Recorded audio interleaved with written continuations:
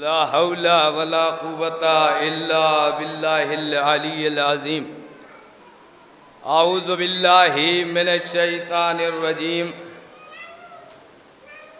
بسم الله الرحمن الرحيم. الحمد لله رب العالمين والصلاة والسلام. أما بعد فقد قال علی ابن ابی طالب علیہ الصلاۃ والسلام: من علمنی حرفا سیرنی ابدا.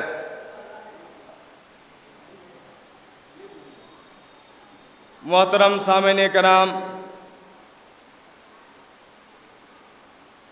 عزاداران مظلوم کربلا، ماتم داران سرکار سید الشہداء، کائنات کا امیر، غالب کل غالب، مولا کل، امیر المومنین علی ابن ابی طالب علیہ السلام کہ ارشاد فرماتے ہیں کہ جس نے مجھے ایک حرف کی تعلیم دے دی، مجھے ایک حرف سکھا دیا، اس نے مجھے گویا اپنا غلام بنا دیا. میں نے بارہا بیان کیا ہے تعزیتی جلسوں میں کہ یہ ایک استاد، ایک معلم، اور بالخصوص وہ معلم جو معلم قرآن بھی ہو، معلم اخلاق بھی ہو، زندگی کے رموز بتانے والا ہو، جس نے اپنی گولڈن لائف ہماری تعلیم و تربیت میں گزار دی، جس نے صرف ایک حرف نہیں پڑھایا، جس نے صرف ایک کلمے کی تعلیم ہمیں نہیں دی، جس نے صرف ایک سورہ نہیں پڑھایا، بلکہ اپنی 42 سالہ زندگی ہماری تربیتوں میں صرف کر دیا. میرا مولا کہتا ہے کہ جس نے ایک حرف کی تعلیم دی اس نے اپنا غلام بنا لیا، تو جس نے اپنی پوری زندگی صرف کر دی اس کا مرتبہ کیا ہوگا، اس کی عظمت کیا ہوگی، اس کے فضائل کیا ہوں گے. اور غور فرمائیں کہ معلم ایک لفظ اتنا باعظمت لفظ ہے، معلم اتنا باکمال لفظ ہے کہ جس سے رسول اسلام سرور کائنات محمد مصطفیٰ صلی اللہ علیہ وآلہ وسلم کو خطاب کیا گیا کہ اے رسول، میں تمہیں امیین کی درمیان میں معلم بنا کر بھیج رہا ہوں، تمہیں قرآن و حکمت کی تعلیم دینا ہے اور ان کے نفوس کو پاک و پاکیزہ کرنا ہے. چونکہ ہمارے تمام انبیاء، ہمارے تمام ائمہ کی روش تھی کہ قرآن و حکمت کی تعلیم دیا جا سکے، قرآن کے رموز بتایا جا سکے، زندگی جینے کا سلیقہ بتایا جا سکے، زندگی کے رموز بتایا جا سکے. تو علماء کو انبیاء کا وارث کہا گیا. وہ علماء ہی نہیں ہے جو انبیاء کی روش کو آگے نہ بڑھائے، وہ علماء ہی نہیں ہے جو انبیاء کے طریقے کو آگے نہ بڑھائے، وہ عالم ہی نہیں ہے جو انبیاء کے نقش قدم پہ تربیت و تدریس نہ کرے. اس لیے کہ علماء کو انبیاء کا وارث کہا گیا ہے. جو مقصد انبیاء کا وہ مقصد علماء کا، جو ہدف انبیاء کا وہ ہدف علماء کا، جو ٹارگٹ انبیاء کا وہ ٹارگٹ علماء کا. میں نے دیکھے ہیں بہت سے عالموں کو، لیکن انتصار مہدی صاحب قبلہ اعلی اللہ مقامہ ان تمام میں سے کچھ ایسے چنندہ افرادوں میں سے ایک تھے جس نے اپنی پوری زندگی کو اللہ کے اس روش پہ، اس راستے پہ چل کے بتا دیا کہ علماء حق ہے تو یہ انبیاء کے وارث ہوا کرتے ہیں. اگر واقعاً علماء حق ہیں تو یہ انبیاء کے وارث ہوتے ہیں. اور انہوں نے اپنی پوری زندگی میں، جو ہمارے بزرگ ہیں ہم سے بہتر جانتے ہیں، لیکن میں بھی مولانا استاد محترم استاد شفیق کا شاگرد رہ چکا ہوں.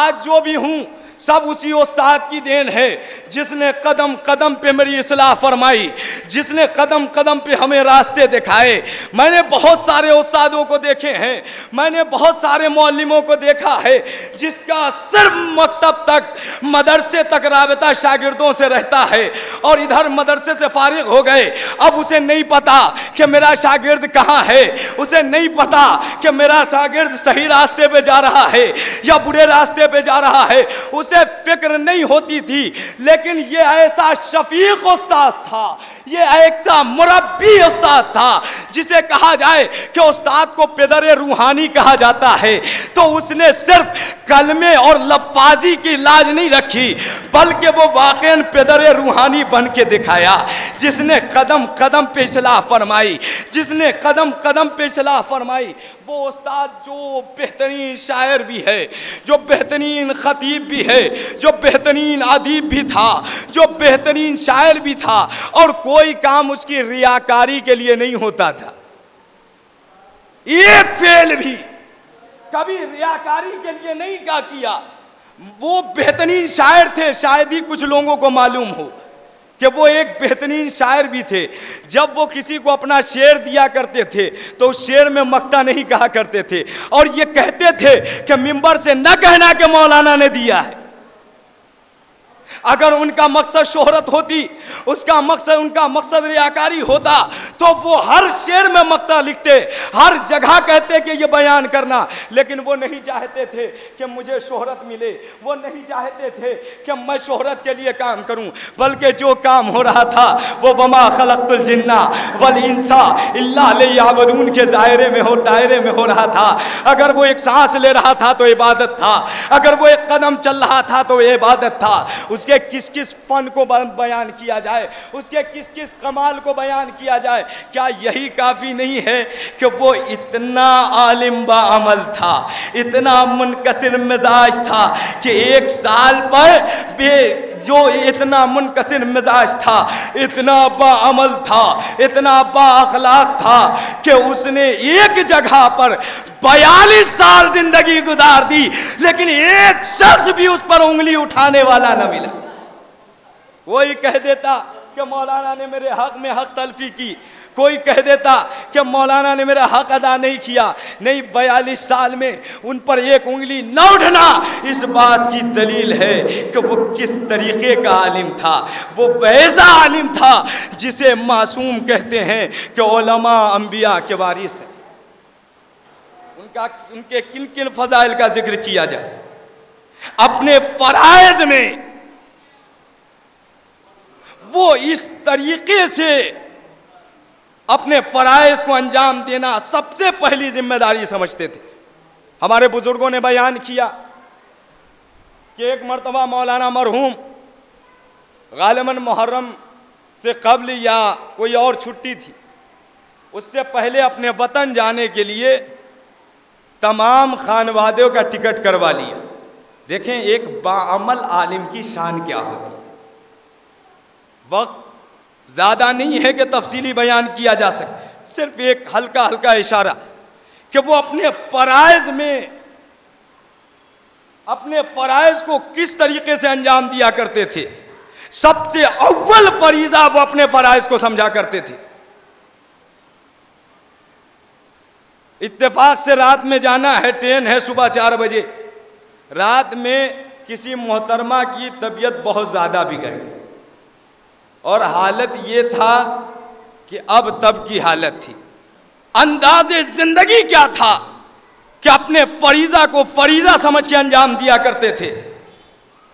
मोहतरमा मरीज़ा हुई, तबीयत बहुत ज़्यादा बिगड़ी, मौलाना को ये ख़बर मिली तो मौलाना अपने सफ़र को कैंसिल कर दिया।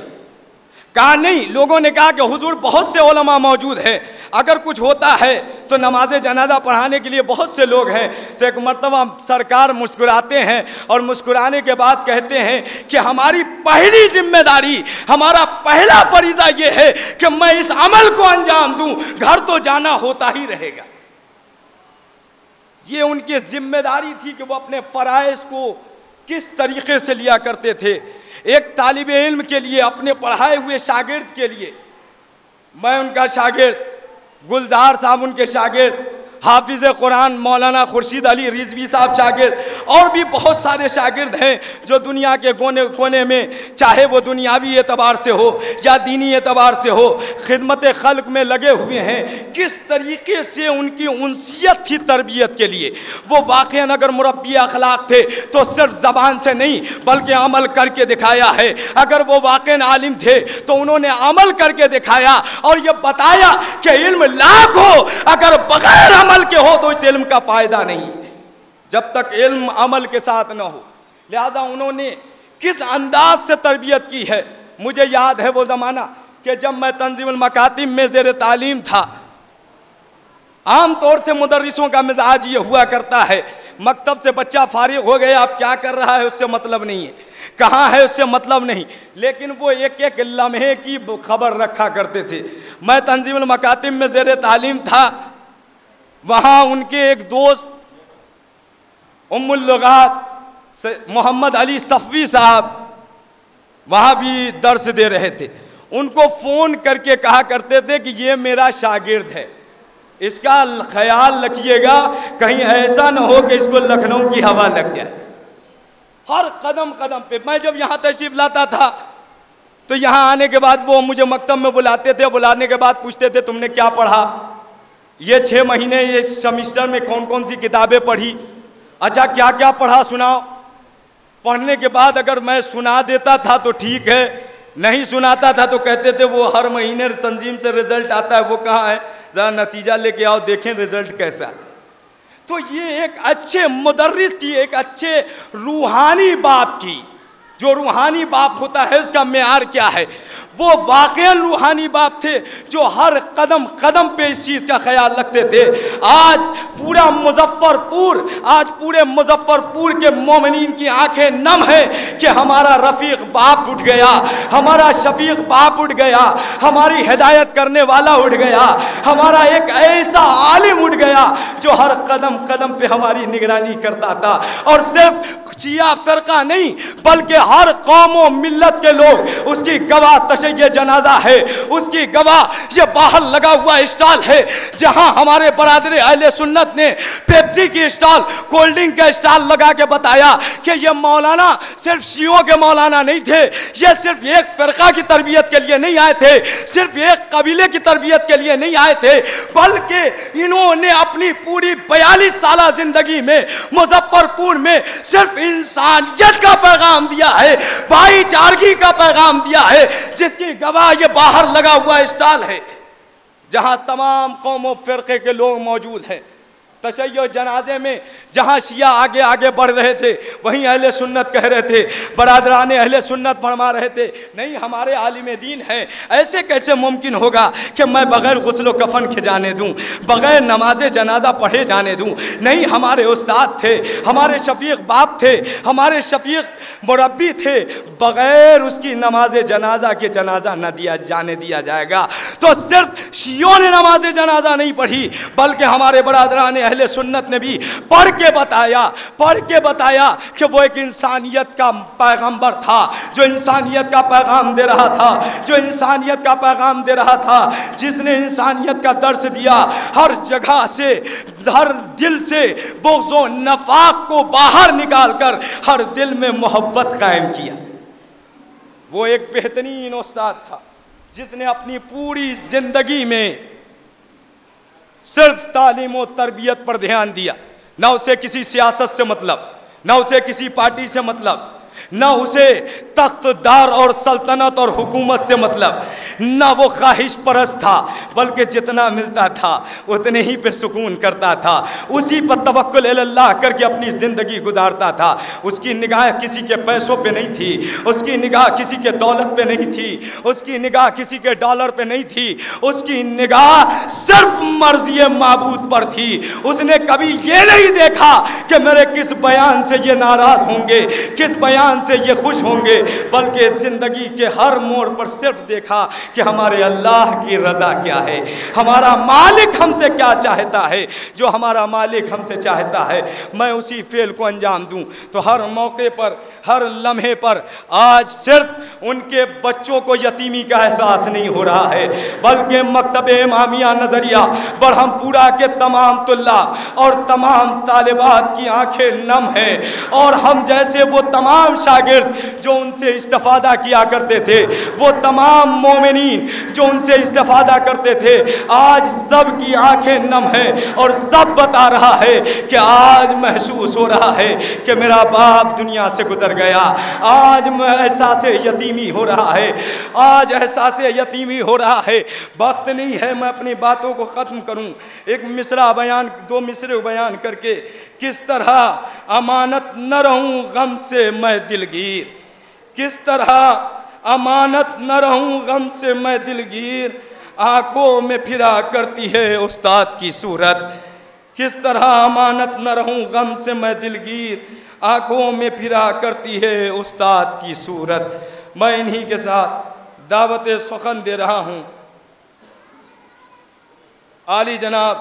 سید سجاد یوسف صاحب سے کہ وہ آئیں اور منظوم نذرانِ عقیدت پیش کریں۔ آپ حضرات ایک صلوات سے ان کا استقبال۔